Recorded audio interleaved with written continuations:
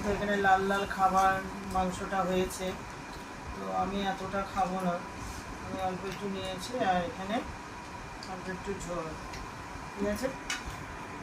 ঠিক আছে, লাল লাল মাংস, আর এখানে থালায় হচ্ছে লাল লাল আলু মাংস।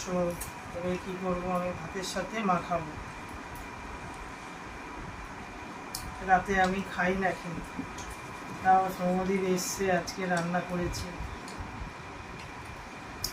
তো আমি খাচ্ছি। ভালোই লাগে খেতে।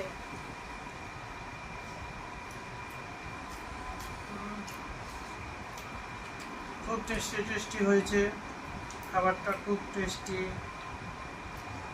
খুব সুন্দর। একটা মাংস খাই এবারে।